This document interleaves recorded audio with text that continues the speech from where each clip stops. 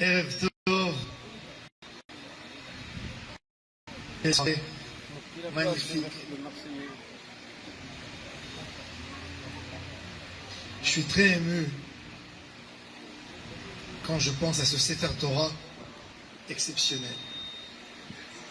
D'après l'écriture du Sefer Torah, on comprend que ce Sefer Torah a été écrit par un scribe en Galicie, un juif chassidique, dans un shtetl en Galicie, entre la Pologne et la Russie, qui a écrit un Sefer Torah qui lui a été commandé par une communauté juive d'Alsace. Un Sefer. Il ne s'imagine même pas que ce Sefer Torah va arriver un jour en Israël. Ce Sefer Torah voit des bar mitzvahs, des mariages, tout type de personnes en Alsace. Il passe la Seconde Guerre mondiale. Et puis, il vit dans des moments durs où les personnes qui fréquentent la synagogue, de moins en moins, la synagogue ferme. Il ne sert plus à rien. Et il devient pas saoul avec le temps. Il n'a pas été entretenu. Et tout d'un coup, on lui dit, tu as de l'espoir. On va te prendre, on va t'amener en Israël, on va te réparer, on va lire en toi des juifs dans une synagogue où il y a de la simcha, et on va lire tous les Shabbats. Et ça, pour moi, c'est tellement émouvant parce que c'est un juif, une histoire d'un simple juif. Chaque juif, c'est un Sefer Torah. Et des fois, le Sefer Torah devient pas saoul. Il est inapte. Il n'est pas cachère. Il lui manque une lettre. Et on lui dit, on va te réparer. On va retracer les lettres. Redonner la force. Redonner l'encre. Redonner les définitions de chaque lettre. Et ce Sefer va composer maintenant une lecture de Torah à nouveau. L'histoire de chacun de nous, qui retrouve son histoire dans un Sefer Torah. Le Zohar HaKadosh nous dit Akol talui b'mazal va'afilu Sefer Torah sheba'echal. Tout dépend du mazal. Dans une synagogue où il y a de nombreux Sefer Torah, les Sefer Torah entre eux, la veille, le matin, avant le Shabbat matin, tous les Sefer Torah se disputent. Qui c'est qu'on va faire sortir ce matin pour lire la Torah? Akol talui b'mazal. Ce Sefer Torah d'Alsace. Il n'était pas saoul. Si on ne l'aurait pas pris ici, il serait parti en Gnisa. Il a eu une prière, il a eu des larmes de ce Sefer qu'il a écrit. Il y a eu quelque chose, je ne sais pas ce qu'il y a eu. Et il est venu ici en Israël. On va le réparer, on va le lire dans une synagogue chassidique où il sera lu lundi, jeudi, Shabbat, fête, Sefer Torah unique. Quelle simra, quelle joie! Les personnes qui ont pris ce Sefer Torah, qui l'ont commandé à l'époque pour cette communauté, même dans leurs plus beaux rêves, ils ne s'imaginaient pas ce parcours exceptionnel que leur Sefer allait passer. Cette mitzvah de s'allier tous pour réparer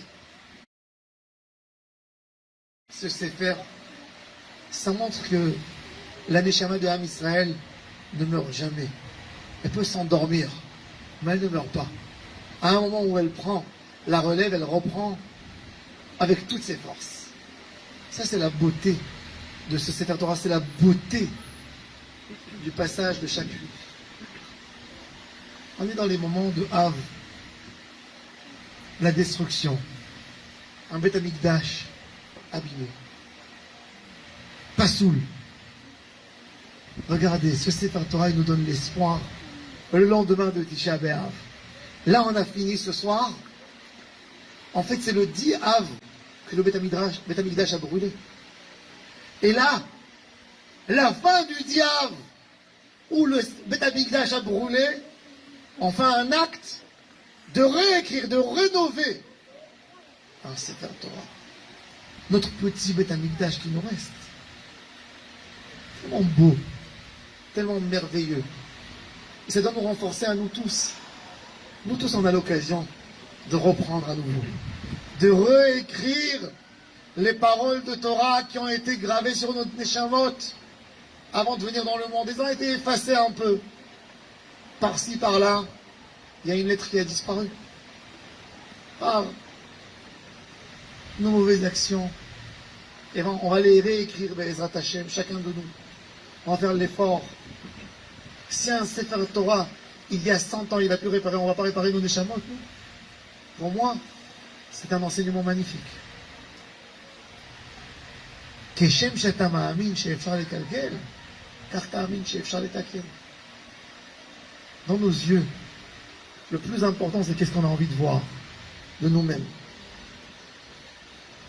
La fin de cette semaine, on aura le 15 Av. Le 15 Av, il y a des gens qui l'appellent la fête de l'amour. Nous, on a d'autres noms pour ce... C'est pas que la fête de l'amour. C'est aussi le jour où les Romains ont arrêté, ont pas pu contre les Juifs qui amenaient les bois pour Beth Amikdash.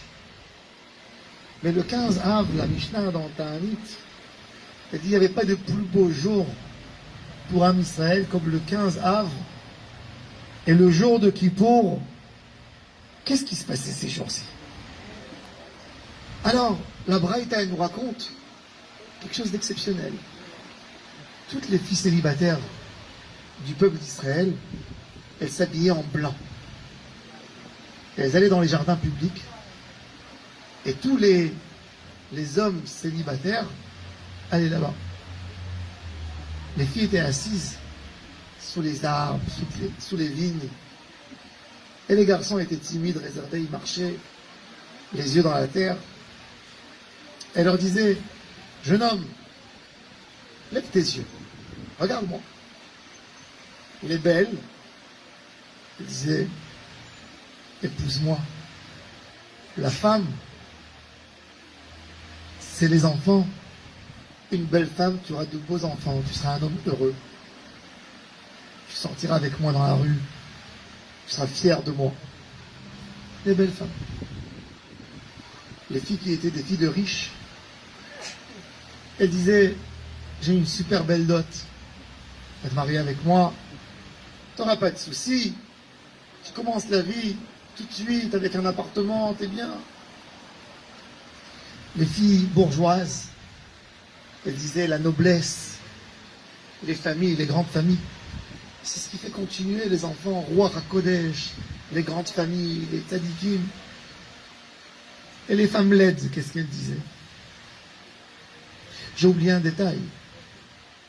Ce jour-ci, aucune fille a le droit de porter ses propres habits. Elle emprunte des habits de son ami.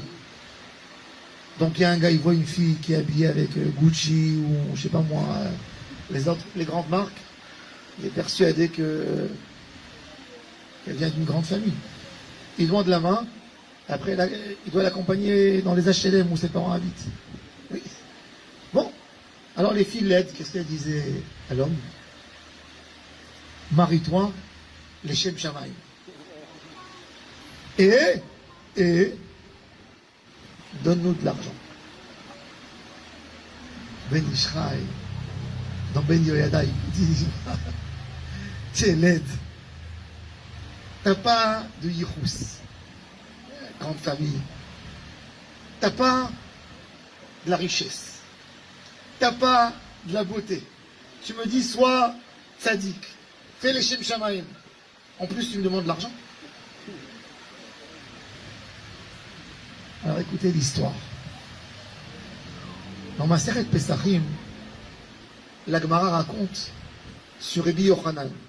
Quand Rabbi Yochanan est mort, la personne qui parlait, qui l'a accompagné dans son dernier chemin, a dit: les filles d'Israël pleuraient Rabbi Yochanan.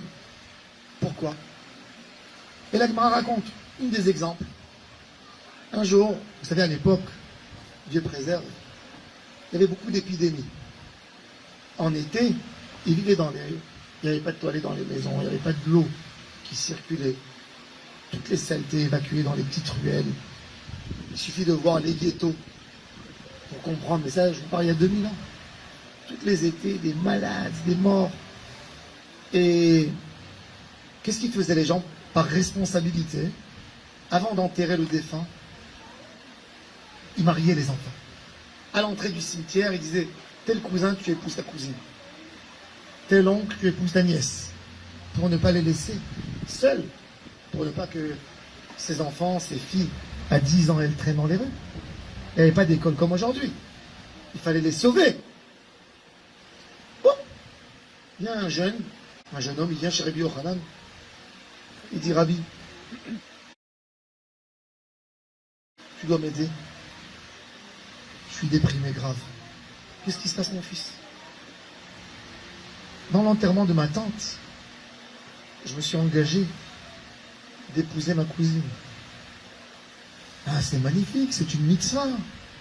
Qu'est-ce qui se passe, mon fils? Pourquoi tu es triste? Rabbi, elle est laide. Je peux pas.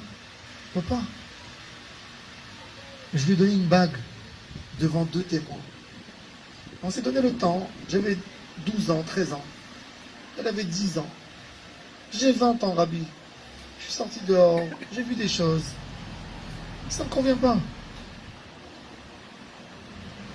Rabbi Yochanan lui dit, écoute, c'est sérieux cette histoire. Je te demande, nous on est occupés maintenant. Viens dans 1 mois, je te fais le divorce. Mais j'ai besoin de savoir les détails.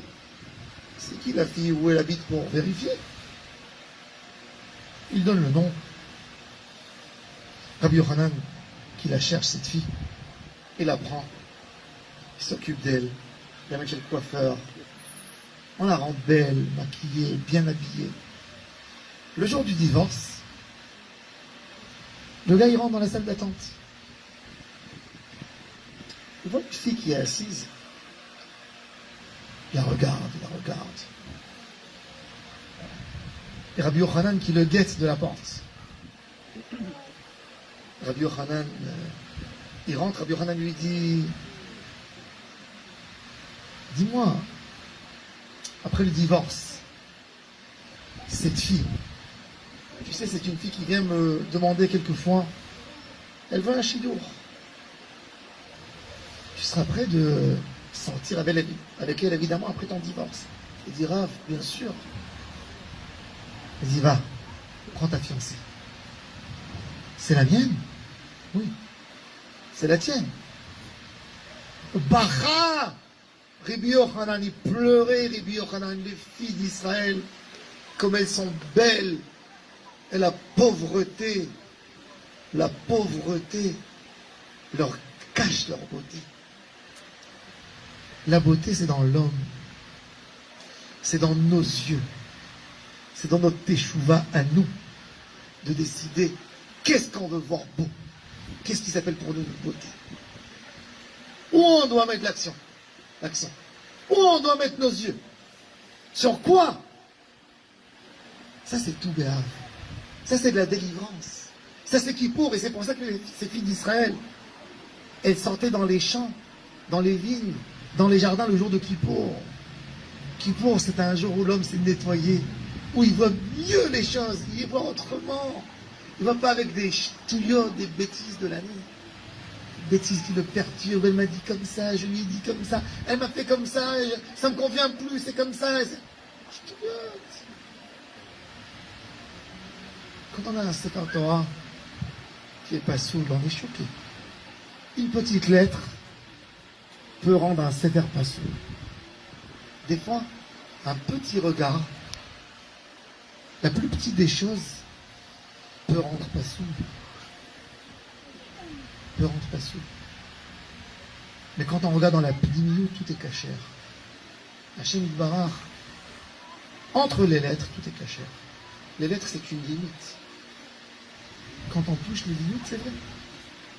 Notre but, chacun de recréer son propre Sefer Torah.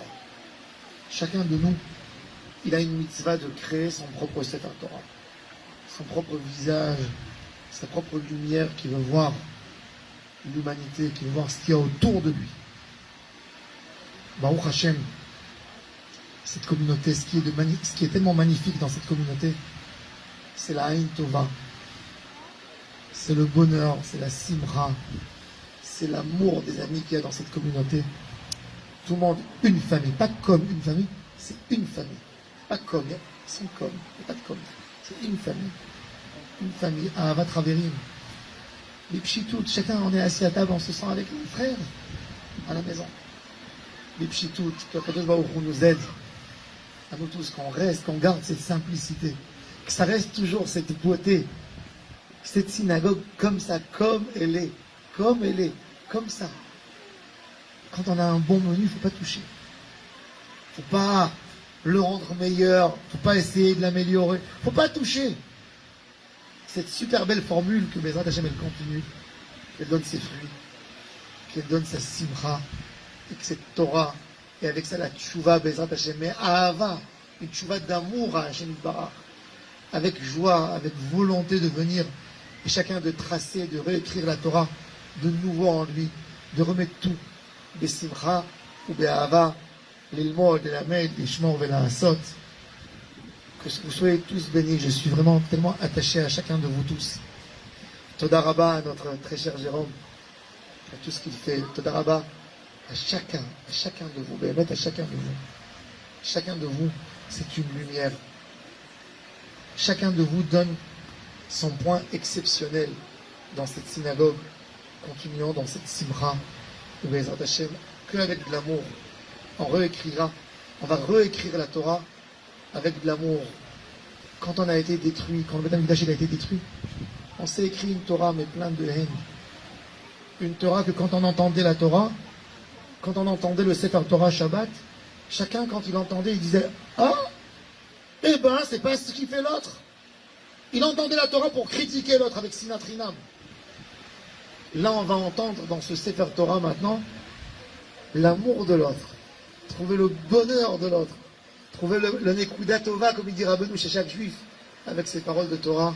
Nizke, le Yehoula Shlema, Bekarov, Amen, Amen.